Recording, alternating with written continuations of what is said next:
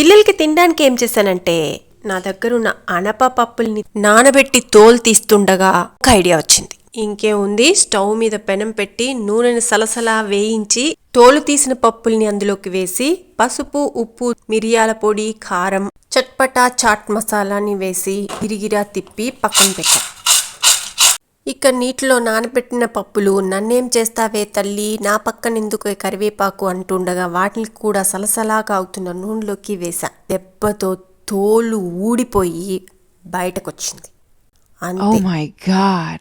ఆహా ఆహాలా ఊహులా. ఇప్పుడు కరివేపాకు కూడా అదే పని. నూనెలో వేసి తీసేసి మసాలాలన్నీ వేసి బాగా మిక్స్ చేస్తే మిక్చర్ అయ్యింది. అంతే.